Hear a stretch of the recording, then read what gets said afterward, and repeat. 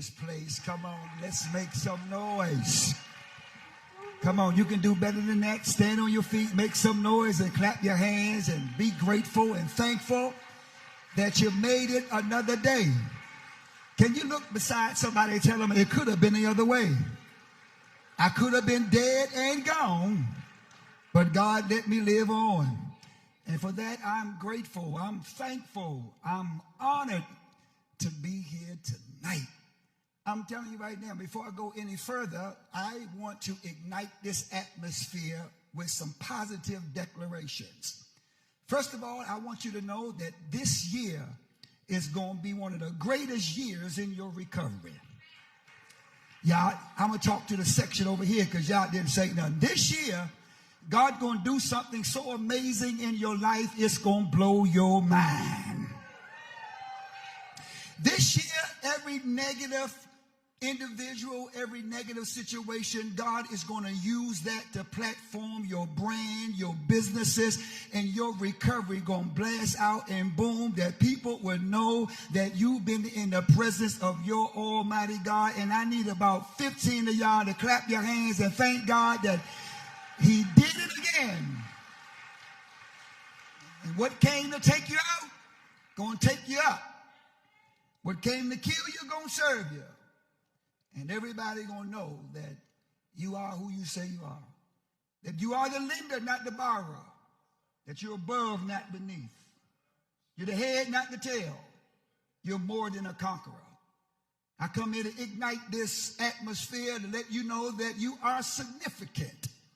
That you have value. And you need to learn to vibe alone until you're valued. I heard the old psalmist in the Old Testament. I know that we're not at church, but I'm going to preach it, but I'm going to get you where I got you. David once said, I was glad that I was afflicted. Had I not known how much affliction I had to go through, I would have never known how significant that I am. God allowed many of you to go through trial and test and trauma and stress and struggle and strain. But he used that to make you stronger. Had it not been for the pain, you wouldn't be where you are today. Pain is the seed to change. And some of you can testify that it wasn't until you got sick and tired of being sick and tired that your rock bottom became your foundation. And you started to do whatever it took to get recovery. And so I come again tonight to tell you that this is going to be the best year ever. By faith, but faith without works is alone. You have to put the work in. You have to use your sponsor. You have to work your steps. You have to be consistent. You have to separate. Everybody that go to church and go to the rooms, everybody's not good for you.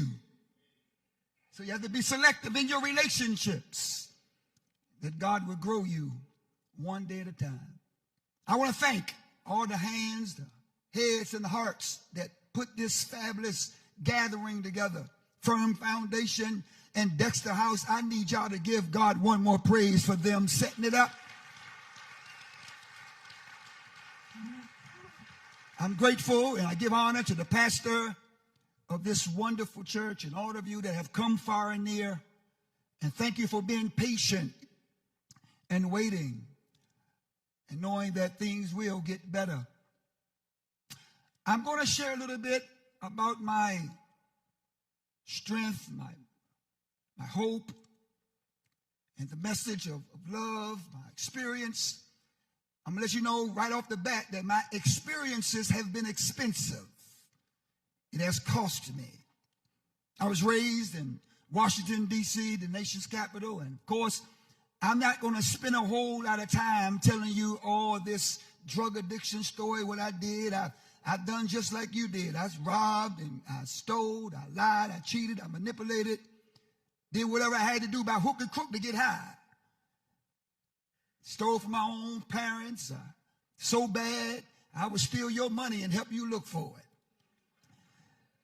But God had his hands on me. I was a low down, good for nothing, scum of the earth, backbiting, whoremonger sinner on my way to hell. But when God touched me, he gave me another chance.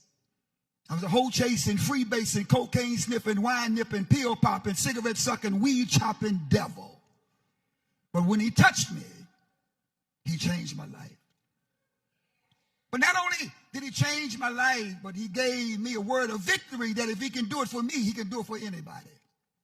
Of course, I've been in prisons. I've been in all sorts of rehabs. I've been in therapeutic communities where they dealt with your behavior and your attitude.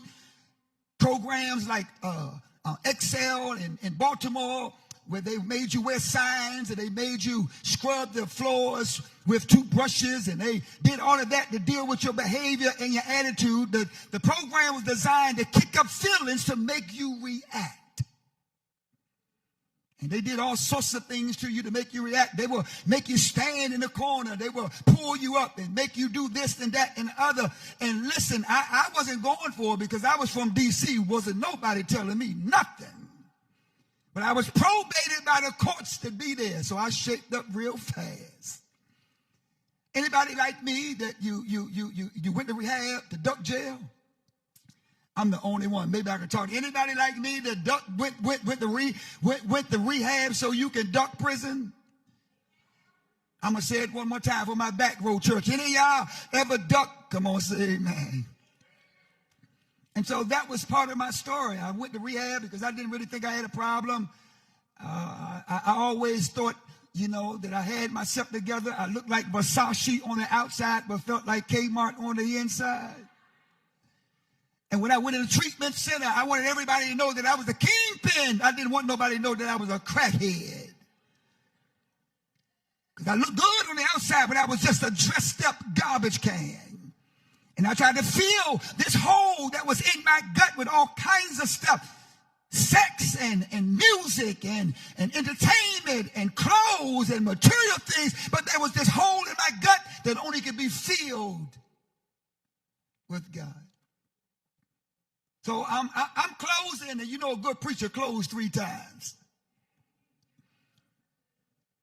And so my good friends, Bobby and Tricia, I want to honor them again. Thank God for them trusting me to come to speak to you.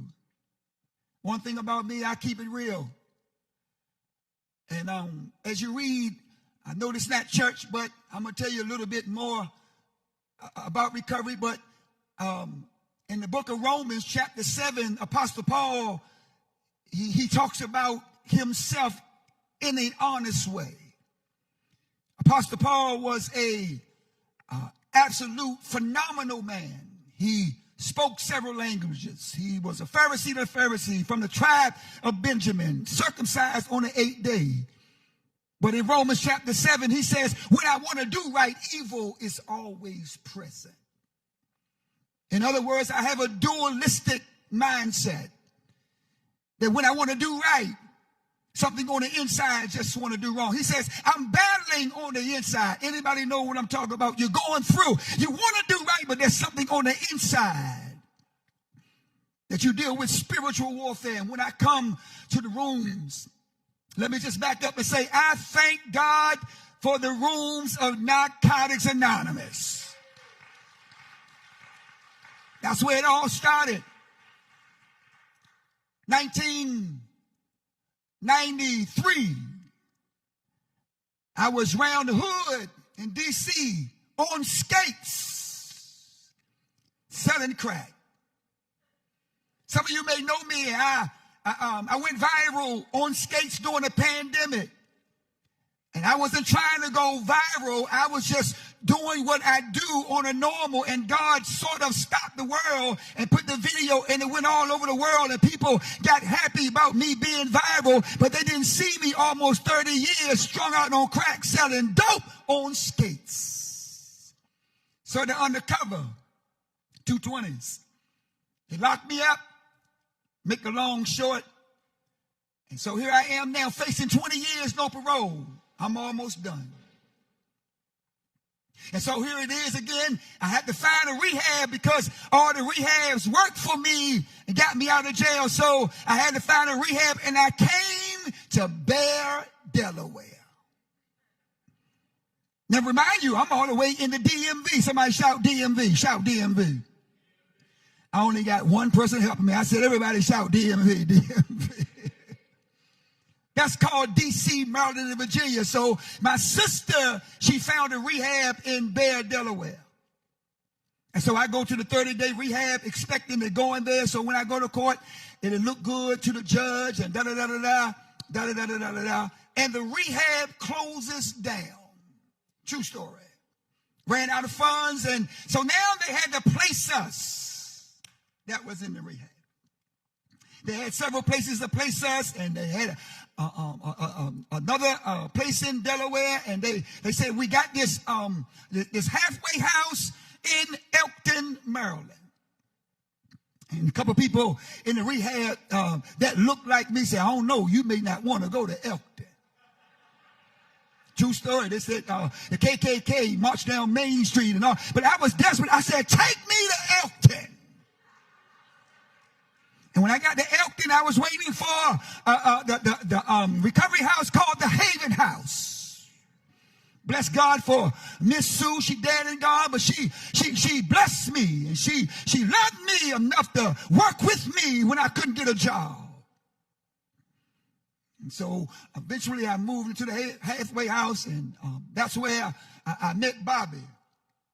And not only did I find the message of hope in the rooms, watch this, of Narcotics Anonymous, what I found was so profound, I found love in the rooms.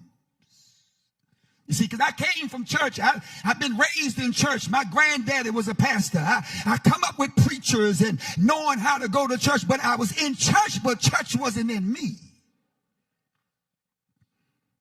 And church people, may I add, can be some of the meanest people in the world. Because they can be self-righteous because they're religious. And they look down their ecclesiastics' noses at other people as if they have no sin of their own. And they couldn't love people where they were. I smoked crack in a condominium across the street from a church, and the church never came across the street to see me.